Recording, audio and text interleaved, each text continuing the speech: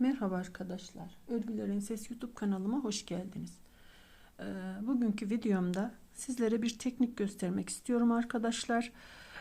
Bazı arkadaşlarımız işte ördüğümüz örgülerde bu lastiklerinde etek ucunda sarkmalar oluyor.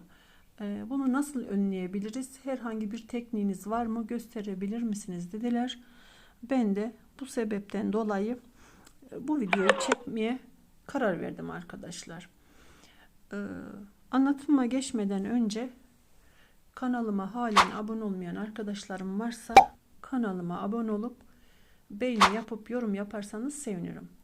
Ayrıca sağ alt köşedeki zil butonunu da aktif hale getirirseniz yayınlayacağım videolarımdan haberdar olursunuz.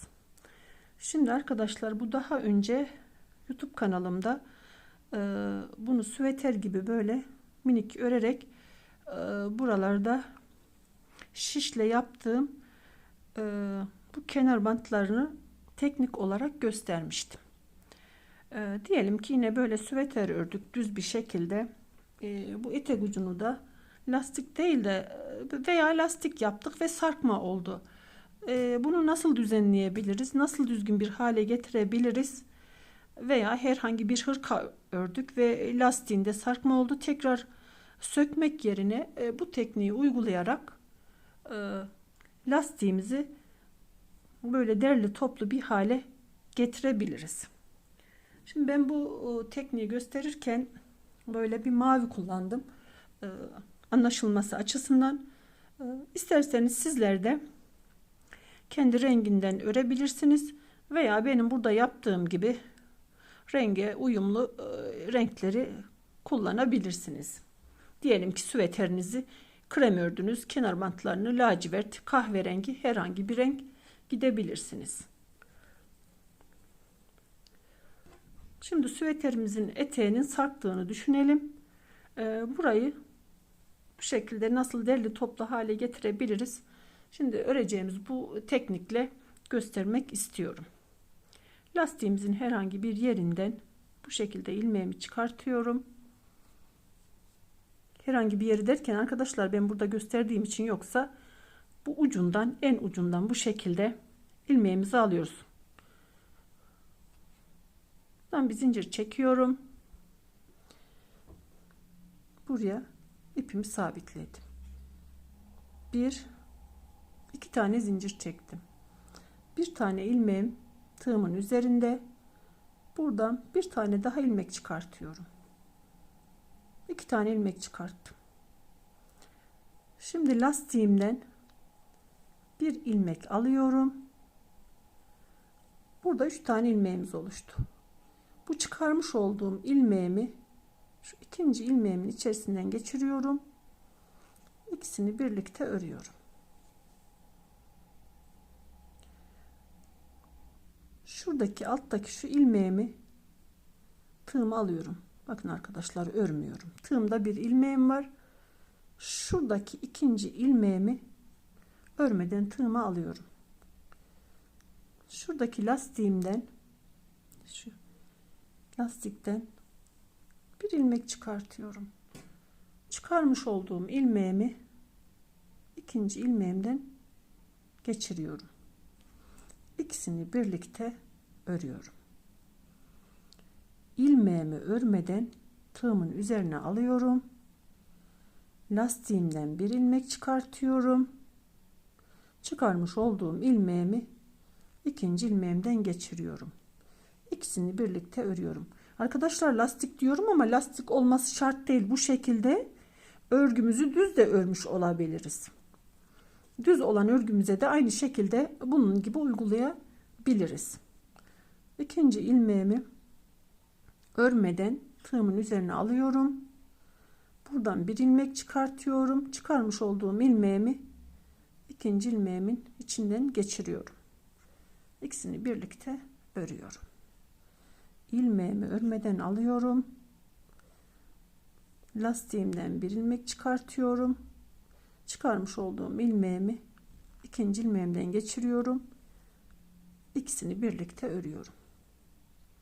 Bakın. Şöyle bir netleştireyim. İlmeğimi örmeden alıyorum. şu şekilde. İlmeğimi örmeden alıyorum. Burada alırken arkadaşlar biraz sıkı alalım ki daha düzgün olsun. Ben şimdi kameranın altında size göstermeye çalıştığım için biraz gevşek alıyorum. Bu şekilde. Tığıma ikinci ilmeğimi aldım. Örmeden aldım. Lastiğimden bir ilmek çıkartıyorum. Çıkardığım ilmeğimi ikinci ilmeğimin içerisinden geçiriyorum. İkisini birlikte örüyorum. Veya şöyle de örebiliriz.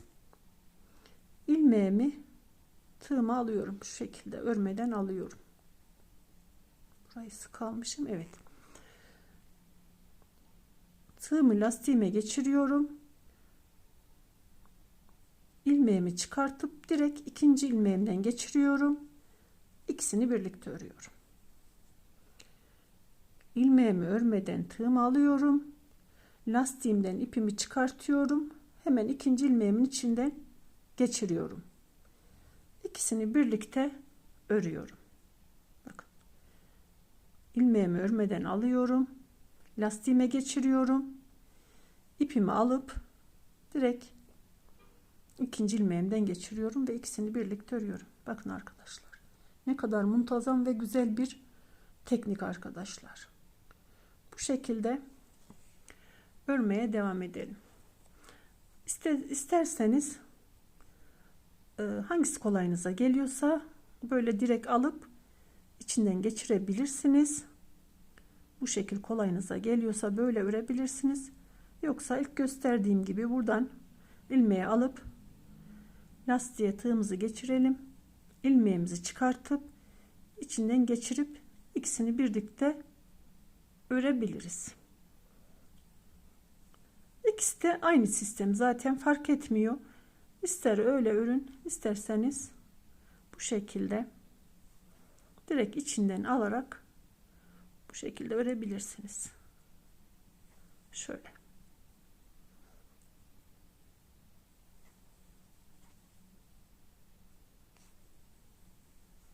Biraz daha ilerleteyim arkadaşlar. Sizinle paylaşayım. Evet, biraz daha ördüm. Şu şekilde göstermek istiyorum arkadaşlar. Şöyle çevireyim. Diyelim ki bu bizim süveterimiz. Daha önce de belirttiğim gibi bakın arkadaşlar. Ne kadar güzel duruyor arkadaşlar. Bu sarkmaları bu şekilde toparlayabiliriz. Bu süveterin bu kollarına da aynı şekilde yapabiliriz. Diyelim ki süveteri ördük ve yaka örmek istemiyoruz.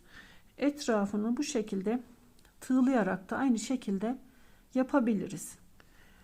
Sadece bunu örgülerimizde değil arkadaşlar. Yani ördüğümüz hırkalarda, kazaklarda, şapkalarda, berelerde, diyelim ki bir battaniye ördük. Battaniyemizin kenarını bu şekilde bu tekniği uygulayarak tığlama yapabiliriz. Büyük battaniyeler örüyoruz. Bu yaptığımız büyük battaniyelerin kenarını da aynı şekilde böyle yapabiliriz. Şallar ördüğümüz şalların kenarını da aynı tekniği uygulayabiliriz. Diyelim ki çocuk elbisesi ördük ve etek ucunu da bu şekilde yapabiliriz arkadaşlar. Çok güzel uygulayabileceğimiz bir teknik arkadaşlar. Umarım arkadaşlarıma yardımcı olmuşumdur. İstedikleri şekilde her türlü örgüye uygulayabilecekleri bir teknik arkadaşlar.